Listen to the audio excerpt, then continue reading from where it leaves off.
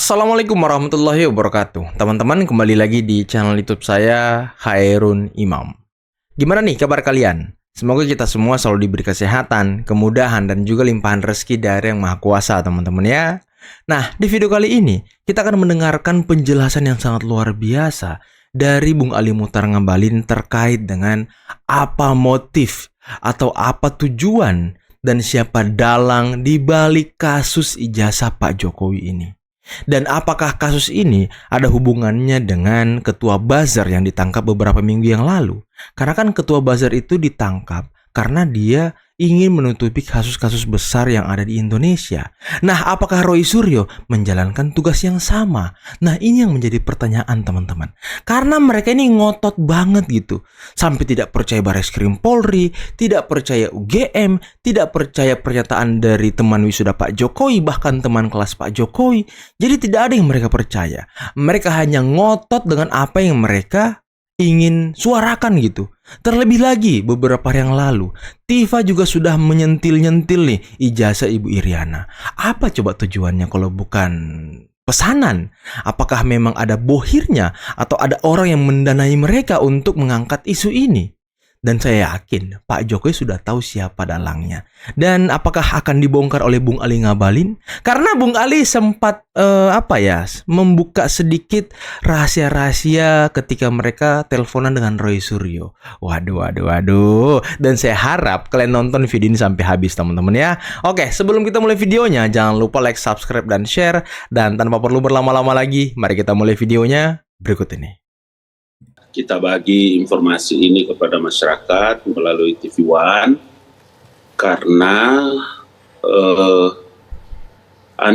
Anda bisa bayangkan loh, isu masalah ijazah Jokowi ini sudah masuk tahun keberapa ini kira-kira?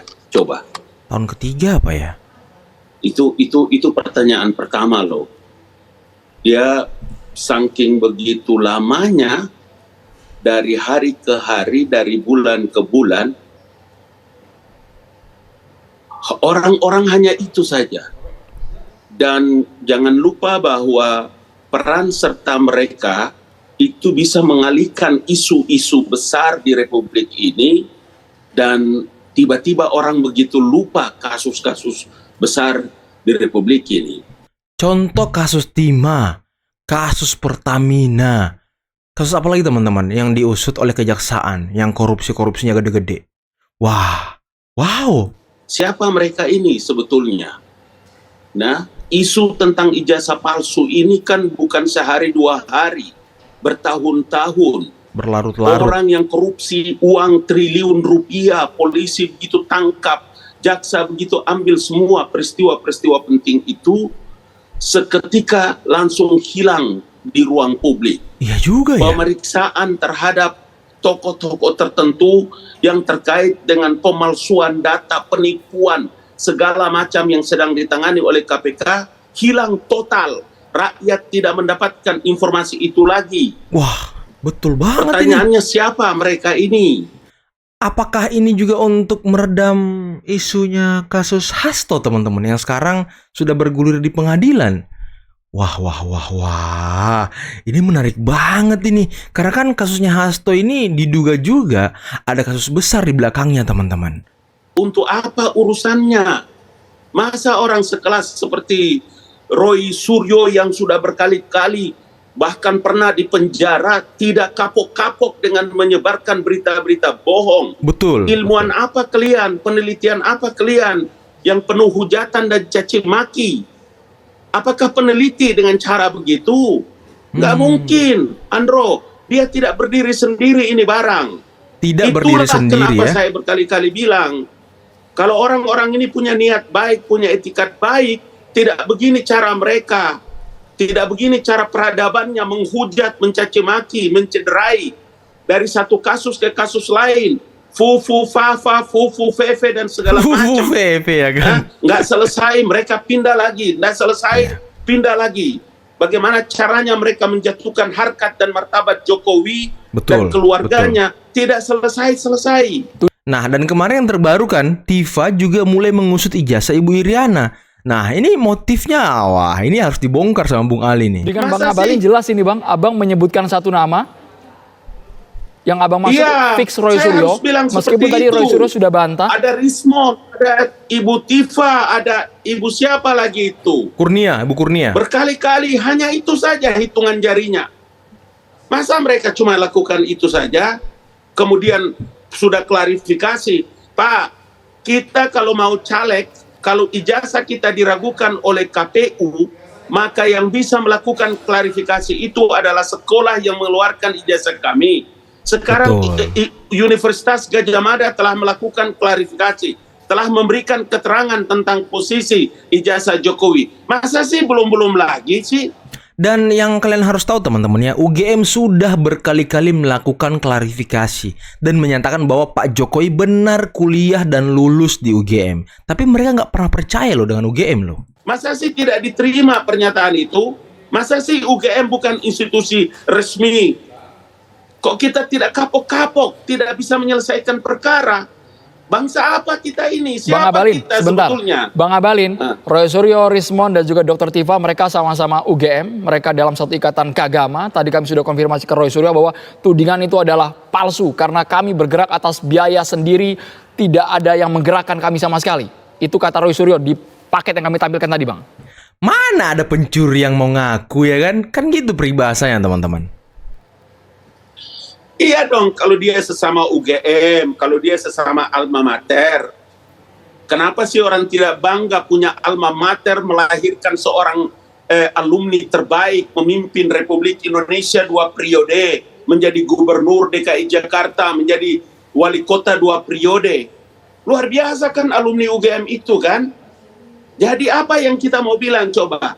Tanyakan semua flora dan fauna di atas bumi dan di bawah kolong langit ini. Flora dan fauna ya Tidak kan? masuk akal langkah-langkah ini. Karena itulah saya bilang ini permainan panjang, ini proyek besar ini bos. Proyek besar, permainan panjang. Berarti banyak duitnya dong Bung Ali. Tidak mungkin tidak punya biaya, pasti menelan biaya yang sangat banyak. Betul. Mulai dari konferensi pers di ballroom hotel, pertemuan-pertemuan di rumah-rumah makan ya kan? Siapa-siapa yang nongol di depan televisi, di layar kamera, ditulis semua itu, saya tahu, saya mengerti. Karena saya ada di kantor staf presiden pada waktu itu. Saya berkomunikasi, mereka menelpon saya, mereka menceritakan masalah mereka kepada saya. Wow. Jangankan mereka yang sudah berhenti, ada yang saja masih menjabat sebagai duta besar, yang diangkat, diberikan kehormatan oleh Jokowi dalam pangkat dan jabatan. Masih juga otaknya tidak lurus-lurus. Tokoh, ilmuwan, punya latar belakang pendidikan. Lucu. Seperti Siapa ya? orang tidak pernah punya peradaban, tidak punya latar belakang. Manusia seperti apa kamu orang itu? Tidak pernah punya rasa terima kasih. Bang Abalin. Seorang pejabat gitu Bang loh. Abalin. Siapa ya?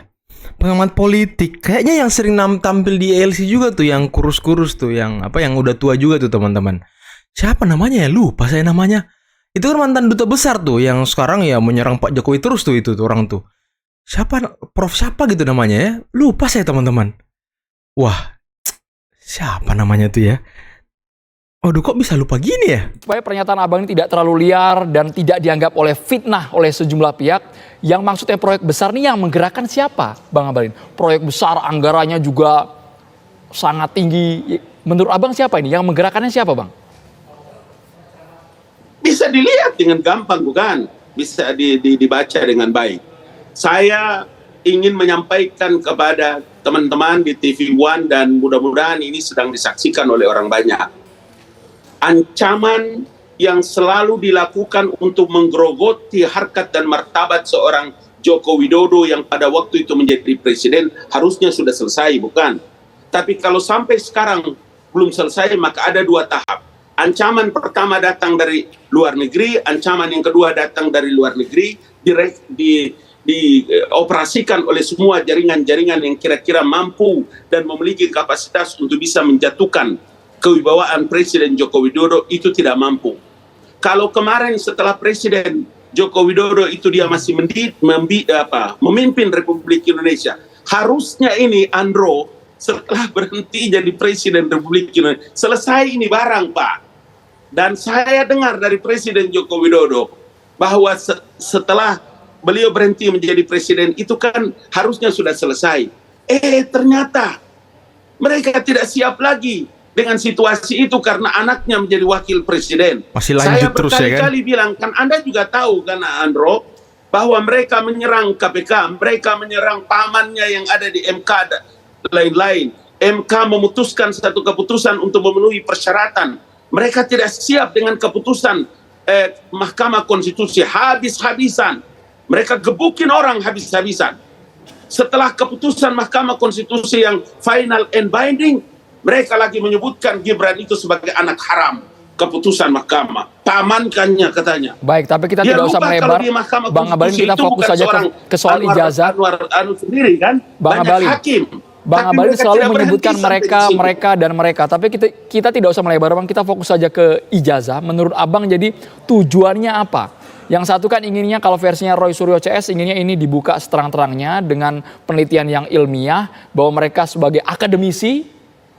Nggak ada, bukan penelitian ilmiah itu. Bukan akademisi kayak begitu. Saya ini guru besar Andro. Saya tahu. Kalau cara bekerja ilmiah itu tidak begitu. Seorang peneliti tidak bekerja seperti begitu. Masa mereka mencaci maki, menghujat, mencederai, tiba-tiba lahir sebagai seorang pahlawan, sebagai peneliti. Peneliti apa dengan mulutmu kayak begitu? Menghujat dan mencaci maki orang, mencederai harkat dan martabat pribadinya. Luar biasa loh tingkat kesabaran seorang Pak Jokowi itu. Dari hari ke hari, dari tahun ke tahun, sampai pada puncaknya. Kita tahu kan karakter orang Solo yang punya kewibawaan begitu luar biasa. Berapi-api banget Bung Ali ya. Sepertinya Bung Ali ini tahu banyak nih soal Roy Suryo dan kawan-kawan. Apakah Bung Ali juga sudah tahu dalang di balik kasus jasa palsu ini siapa teman-teman? Atau bohir-bohir mereka? Atau siapa yang memberikan proyek ini kepada mereka? Senyumnya manis, bertahun-tahun menunggu. Sampai pada harkat dan martabatnya. Beliau merasa tertusuk. Beliau merasa sangat amat kecewa dan tersinggung. Sudah sampai pada puncaknya. Beliau datang sendiri sebagai seorang pribadi, mantan kepala negara, melaporkan, menenteng itu ijazahnya melapor. Belum juga. Hei, apa yang salah dengan wajah dan perilaku kalian? Siapa melahirkan kamu orang? Kenapa begitu alak dan kelakuannya seperti begitu? Bukan peneliti itu. Dari awal-awal tidak begitu kelakuannya. Mereka menghujat, mencaci maki. Nggak ada cara kerja peneliti. Meneliti itu tenang, teduh orang bekerja. Gitu. Jadi dugaan Abang siapa Bang? Orang-orang di balik ini siapa? Jadi menurut Bang Ngabalin, dalangnya siapa Bang?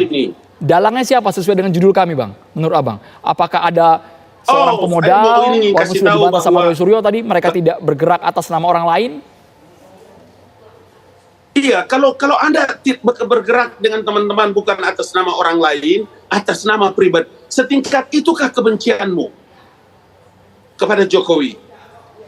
Anda sendiri kan pernah bicara dengan saya kan tentang Jokowi, tentang status pangkat dan jabatan kan? Waduh, apa ini? Anda lupa, bilang sama Roy. Dia kan pernah bicara sama saya kan? Saya yang telepon dia atau dia yang telepon saya? Waduh. Ini apa yang dibicarakan Bung Ali nih? Apakah ini adalah rahasia dari Roy Suryo? Apakah ini dalang siapa yang menjadi bohirnya Roy Suryo? Waduh. Monggo, siapkan panggung, kumpulkan mereka, kasih ketemu saya, bicara coba. Luar biasa Bung Mari Ali kita ya. main di panggung. Kau kan pernah bicara sama saya, Roy. Waduh. Main sama saya di panggung, ini baru petarung di Bung Ali nih. Saya melihat persoalan ini berlangsung lama Bang, dan itu mereka tidak mendapatkan satu perlawanan yang seimbang. Bukan seimbang dalam arti keilmuan ya, tetapi secara argumentasi seimbang. Mereka ini kan pinter, narasinya bagus. Akhirnya kan masyarakat jadi percaya Bang. Kalau disurvei pada bulan Maret, jangan-jangan 50% masyarakat Indonesia sudah percaya itu ijazah palsu. Nah, lalu saya masuk seperti yang sudah saya sampaikan pada kesempatan yang lain bahwa saya menawarkan satu konsep, membuka satu kebenaran yang berbasis pada peristiwa masa lalu dengan pendekatan sejarah. Kalau mereka menggunakan teknologi saintifik, sementara ini yang kita persoalkan ini adalah sesuatu yang akan memiliki keputusan dari sisi hukum, maka saya menang 1-0 Bang. Kenapa? Karena saya mengkolek orang-orang manusia ini Bang, yang bisa disumpah berdasarkan agama masing-masing. Disumpah di bawah Alkitab, disumpah di Al-Quran. Sementara kalau mereka menggunakan saintifik seperti pengakuan misal Pak Rismon ataupun Pak Roy Suryo, peneliti bisa salah, ya kan? Hasil saintifik mereka bisa keliru. Kan diungkapkan secara terbuka oleh mereka. Artinya mereka pun sendiri tidak berani mempertanggungjawabkan itu. Betul, apalagi betul. sampai disumpah di bawah Al-Quran atau Makanya kan mereka tidak percaya Bareskrim Polri kan. Mereka mau keluar negeri ya kan ngetesnya kayak karena ya mungkin keilmuan mereka nggak sampai ke situ teman-teman. Ya banyak juga orang-orang ataupun ahli-ahli digital forensik yang mengatakan bahwa untuk memastikan ijazah Pak Jokowi asli atau palsu itu tidak bisa dilakukan secara digital forensik. Karena apa? Digital forensik itu hanya digunakan untuk file-file digital. Sedangkan ijazah Pak Jokowi itu adalah analog fisik teman-teman. Jadi harus analog forensik. di bawah Alkitab gitu. Ya nggak berani lah. Langsung mati dia, Bang. Kalau saya, kalau saya tanya abang sekarang ini, misalkan abang menguji sesuatu lewat HP, abang sendiri tidak cukup yakin dengan itu. Abang berani nggak disumpah di bawah Al-Quran? Pasti nggak berani. Ya kan nggak berani. Nah, sayangnya ini lawan mereka ini adalah manusia bang, orang masih hidup. Sekarang UGM dipanggil oleh pengadilan, berani nggak bersumpah anda bahwa ini asli? Berani mereka. Berani pasti. Ya ditanyalah teman kuliah Pak Jokowi, berani nggak anda disumpah? Kan ini menjadi saksi. Ya berani mereka bilang. Kan itu sudah terbuka mereka ungkap lewat podcast atau segala macam. Ya kami siap dibawa ke pengadilan, artinya siap juga disumpah di bawah Al-Quran atau di bawah Alkitab atau di bawah agama kitab masing-masing itu bang. Bukan artinya saya mau mendiskreditkan, apalagi kita tetap hormat pada keilmuan mereka. Tetapi kalau persoalan ini nggak mundur saya. Tapi kalau sebut abang sebagai Gak simbol mundur saya perlawanan, kan, ngeri kali Bang Sosmed, Sandi. Orang pertama saya Bang lihat Boy, cuma Bang Boy. Iya, ya yang bisa melakukan berhadapan dan berhasil berdiri sendiri gitu loh untuk mengontrol kemampuan mereka. Itu bagaimana keren banget sih. Saya sih menyerahkan semua ke publik bang ya, ke netizen seperti apa penilaian mereka. Saya datang, saya orang dari desa dengan polos-polosan. Saya berdasarkan yang tadi saya sampaikan itu cerita-cerita masa lalu yang memang memiliki basis data dan fakta yang jelas. Itu yang saya sampaikan ke mereka. Persoalan masyarakat menilai kemudian ada netizen mungkin yang mengatakan saya sebagai ikon perlawanan. Ya, saya juga gimana gitu ya bang ya. Betul sekali. Tapi ya memang Bung Sandi ini sangat getol juga ya untuk melawan narasi-narasi Roy Suryo. Bisa kita lihat teman-teman ketika beliau tampil di iNews Rakyat Bersuara. Ya beliau ditanya, coba tanya saya, ini asli atau palsu? Wah, langsung dibilang sama Bang Sandi, asli. Asli. Waduh, ini Bang Sandi juga kekeh juga ya. Walaupun dia mengatakan beliau dari desa, tapi ya orang desa punya karakter dan juga punya kewarasan yang sangat luar biasa gitu. Dan inilah Bung Sandi teman-teman, orang yang mengupload ijazah Pak Jokowi ke Twitter, dan beliau sudah minta maaf kepada Pak Jokowi karena sudah mengupload ijazah beliau ke Twitter, dan itu yang membuat gaduh akhirnya teman-teman. Dan sepertinya itu juga yang membuat Roy Suryo masuk jebakan. Nah, karena dia menilai ijazah Pak Jokowi asli atau palsu hanya dari postingan Bang Sandi. Dan dia melakukan digital forensik katanya. Tapi, nah kenapa dia langsung lari ke skripsinya Pak Jokowi? Karena untuk menguatkan argumentasi dan tuduhan mereka. Biar tidak gampang banget gitu masuk penjara. Dan terkait dengan Bung Ali Ngabalin tadi, wah gimana nih menurut kalian teman-teman? Apakah memang kasus ijazah palsu ini untuk menutupi kasus-kasus korupsi besar tertentu yang ada di Republik ini? Dan apakah ada kaitannya dengan buzzer yang ditangkap kemarin yang untuk tujuannya juga menutupi kasus-kasus besar di negeri ini? Apakah bohir mereka sama? Apakah yang membayar mereka sama? Nah, ini yang harus ditelusuri lebih lanjut gitu. Dan tadi Bung Ali tidak menyebutkan nama dalang dibalik dari gerakan-gerakan Roy Suryo. Tapi sepertinya sih beliau sudah tahu ya, cuma nggak mau menyebutkan namanya karena kan ini terlalu sensitif dan berbahaya teman-teman. Takutnya berujung ke tuduhan liar dan fitnah. Kita kan nggak mau seperti Roy Suryo CS yang asal menuduh orang. Dan saya yakin Pak Jokowi pun sudah tahu siapa sih di balik kasus ini. Siapa yang memesan dan mengorder kasus ini. Karena ya kalau kita dengar dari Bung Ali tadi ya ini proyek besar gitu, proyek jangka panjang. Karena memang ini sudah dari tahun berapa teman-teman? 2022, 2020 apa ya? Kasus ijazah palsu Pak Jokowi ini. Kapan sih Sugi Nur itu ditangkap dan juga yang satu itu? Ya dari situ kan mulai bergulir kasus ijazah ini. Dan nggak masuk akal aja gitu kasus ini. Kok seremeh-temeh ini, setidak penting ini kasusnya, tapi diributkan terus oleh mereka sampai kekeh, sampai keras banget, nggak mempercayai Bareskrim, nggak mempercayai siapapun kecuali keilmuan mereka. Ini kan gawat, ilmuwan nggak bisa dikritik kan gawat teman-teman, gawat banget, bahaya. Jangan sampai mereka bisa berbuat seenaknya gitu ke depannya. Dan mungkin cukup sekian dulu video kali ini. Jangan lupa like, subscribe, dan share videonya. Akhir kata, billahi taufiq wal hidayah. Wassalamualaikum warahmatullahi wabarakatuh. Bye-bye.